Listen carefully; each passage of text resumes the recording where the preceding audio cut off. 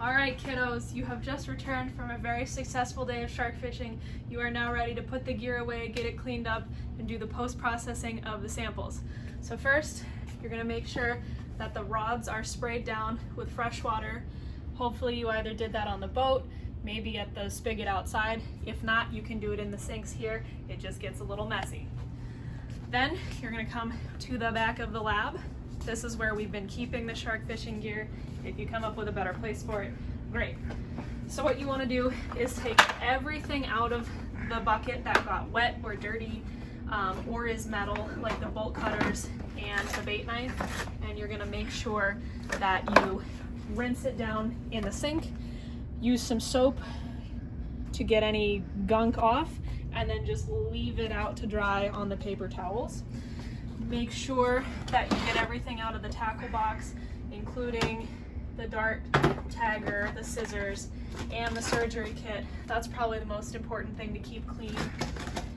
Dispose of any used scalpel blades in the biohazardous waste sharps bucket. Dump out the ice in the cooler.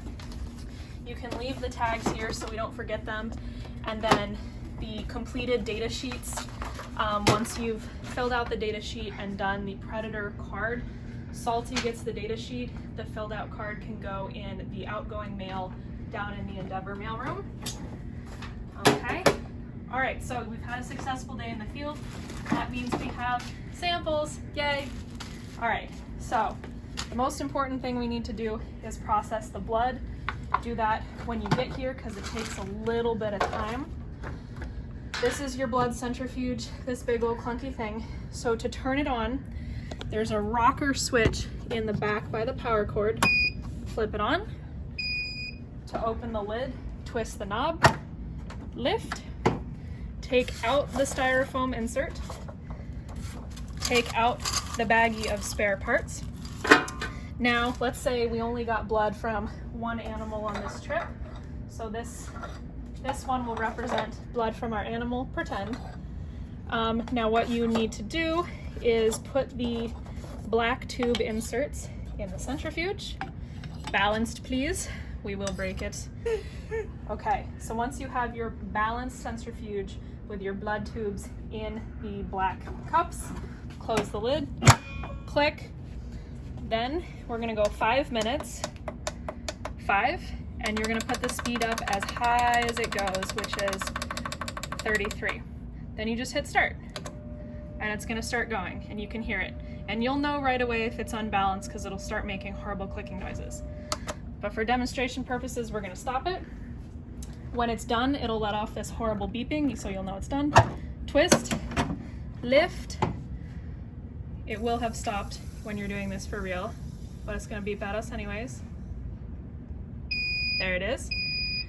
Okay, so let's pretend this is our spun down shark blood. About this much of the tube will be plasma, and this much will be packed red blood cells. Now that it's spun down, be very gentle with them, don't mix the layers. And so take all your blood tubes out, then disassemble the centrifuge, put your balance tubes back in the slots. There's a couple balance tubes already in here that are pre-filled. If you need to add more water, just add more water or pour some out. Choose your own adventure, kids. All right, then when the entire centrifuge is disassembled, you put the styrofoam insert back in and the little baggie. We'll put our demonstration tube back in, close it up, click, and turn off the rocker switch in the back. Okay, so now for post-processing your samples, get everything out of our sample baggie. So this is our spun down blood and plasma. We're pretending. Then we have our muscle sample, our fecal swab, our cloacal swab, and our fin clip is somewhere, but we lost it for now. Then to do the blood, you're gonna probably need about 3 tubes. Use more if you need them. Then you're gonna get 1 transfer pipette from the baggie. It's easier. Transfer pipette. Pop open the lid. You're gonna draw off the plasma, being very careful not to mix the plasma and the packed red blood cells. So put about like 1.5 mils of plasma in each cryo vial. Again, use more if you need, that's totally fine. And then put all the packed red blood cells into one tube. Then, when you have your empty blood tube and your dirty transfer pipette, use one transfer pipette for each tube. Don't contaminate. You're going to dispose of them in the biohazard bucket. You can see inside, there's like a bunch in there, and it smells. So don't smell that. Fishy. Great. So now we've disposed of our trash. We theoretically have our plasma, our red blood cells, and the samples we took in the field. Very important, label everything before it goes in the freezer, so you have the shark ID number written clearly on it, and then what tissue or sample type is in the vial, just in case we can't tell.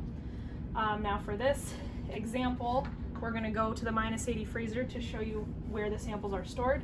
There's already a box in there, but if you need another box, there will be one right here, and there's a bunch throughout the lab if you need more.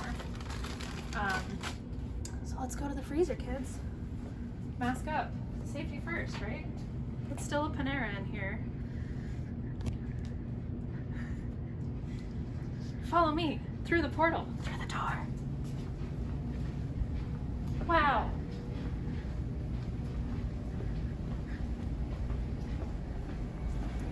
And look where we have found ourselves. All right.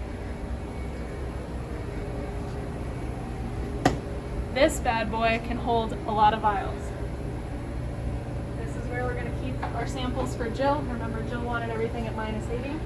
So our samples, pull down on the handle, open the door. It's never locked, so you don't have to worry about a key. 1, 2, third door down, open. Preferably wear gloves, it's very cold. And then this is our little box right here. 2021 New York Bight shark samples. You're gonna open up the box, pop the samples in, put the rubber band back on, and stick it back in here. I'm gonna start putting this box right here so it doesn't accidentally get knocked over when the door is opened, okay? Then you just close it up tight, close the door up tight, and you gotta kind of put a little weight on the door and wait for that click. If it doesn't click in tight, redo it. Make sure that stays closed or you'll ruin my entire dissertation.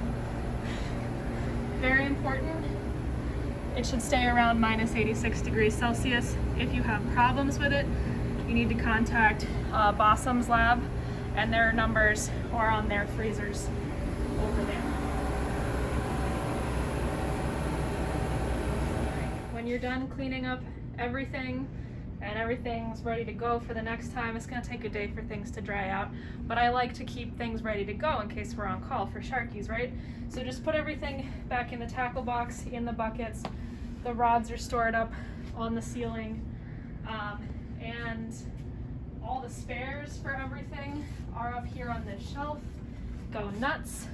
If you need any blood gear, it's in this drawer, labeled blood gear. Imagine.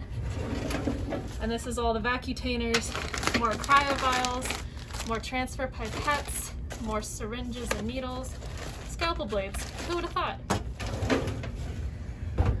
Don't hit your head on this. I have. And if you run into any difficulties, call me. But don't call me, text me.